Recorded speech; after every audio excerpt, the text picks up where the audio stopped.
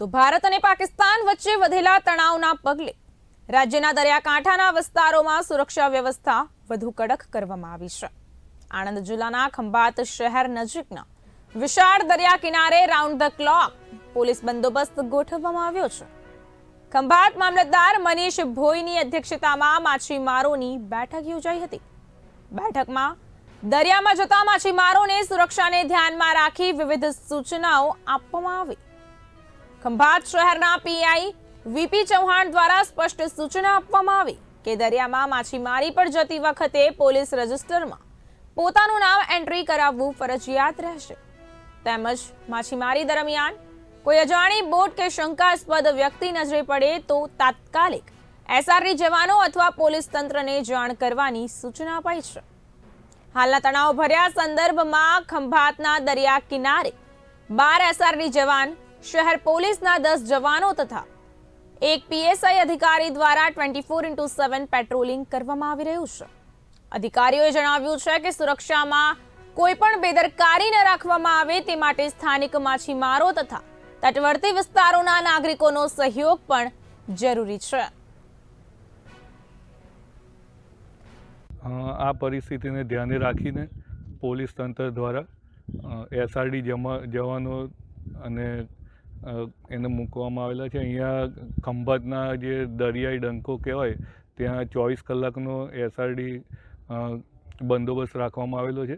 એ સિવાય 10 બીજા પોલીસના જવાનો અને અધિકારીની નિમણૂક કરવામાં આવેલી છે। આપણા ખંભાતના દરિયાને કુલ 11 ગામો અસરગ્રસ્ત થાય છે, જે દરિયા કિનારે છે। ત્યાં તમામ જગ્યાએ પોલીસના સઘન બંદોબસ્ત મૂકવામાં આવેલા છે।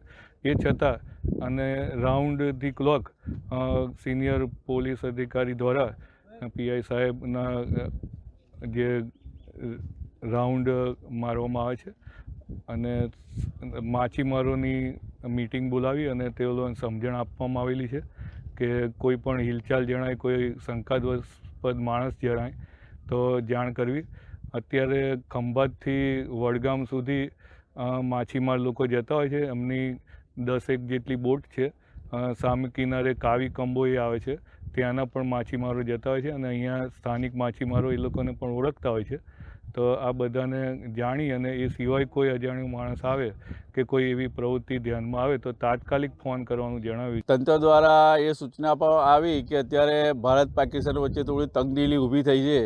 એના અનુસંધાનમાં તમે દરિયો જે ખેડવા જાઓ છો તો કોઈ માણસ અજાણ્યો મળે, કોઈ બોટ અજાણી મળે તો તરત જ તંત્રને તમારે ઇન્ફોર્મ કરવાનું।